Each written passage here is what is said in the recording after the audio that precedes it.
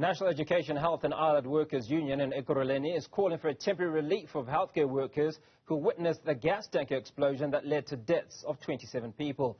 10 healthcare workers died and 3 are in hospital. Mzikayise Tshontshi is a Gauteng Provincial Secretary for NEHAWU. Mzikayise, good afternoon. Not the best times to be having this conversation, but just talk to us about how those members of your union are feeling at the moment. You know, what is that mood after that explosion and what they witnessed? Good afternoon to you and your viewers. Indeed, this is the most difficult moment for the workers in this institution. It is very difficult to work in that institution at the present moment. The mood is very somber and workers feel very vulnerable at the present moment. Indeed, it has become very difficult. We appreciate the support that the government has been giving so far to workers through employee wellness programs that they have unleashed through counseling and things of that nature. But we are of the view that it would assist that the institution give them some reprieve, given the trauma that they have suffered over the past few days.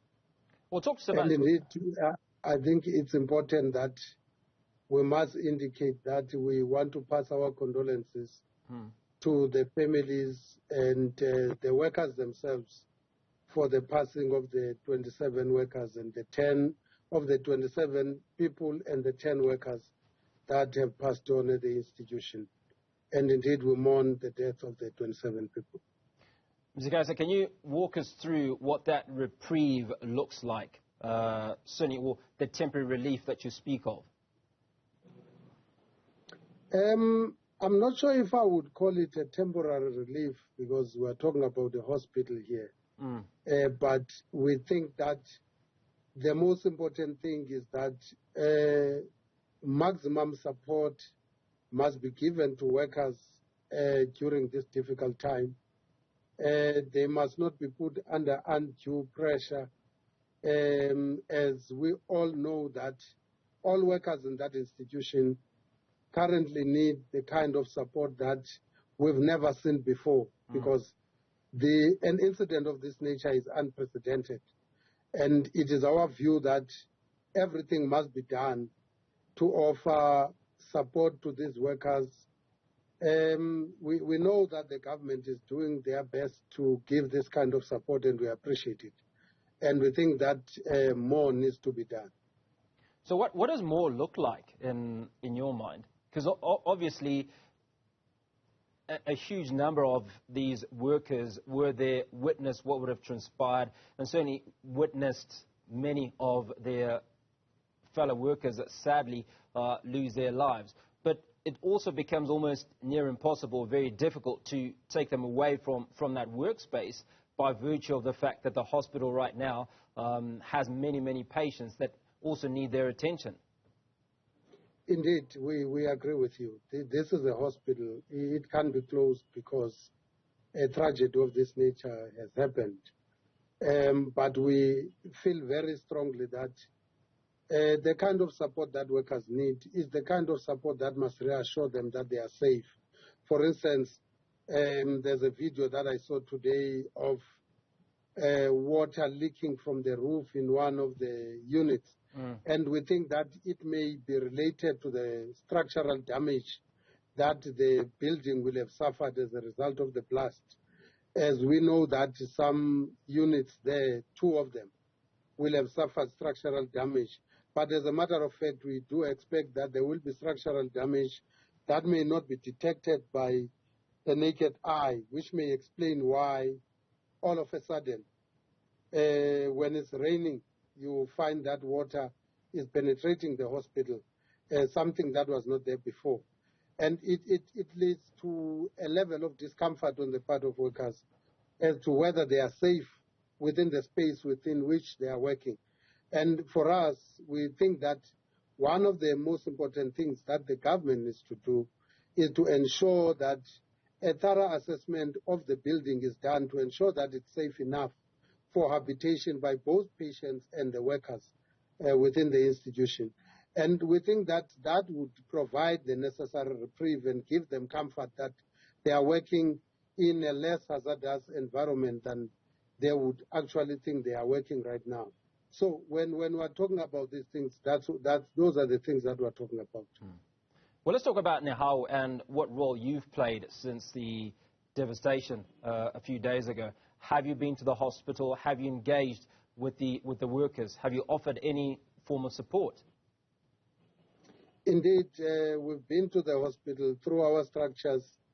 We've visited the workers themselves. We have also participated in a prayer meeting that took place in the past 2 days. We have also today visited some of the families of the deceased in order to give them comfort.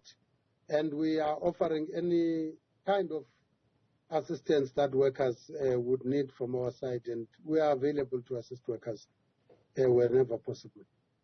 Well, let's also talk about the community, certainly within that area. We've seen a huge turnout for members of the community. What sort of support have they given the hospital, and certainly the nurses and staff members of the hospital?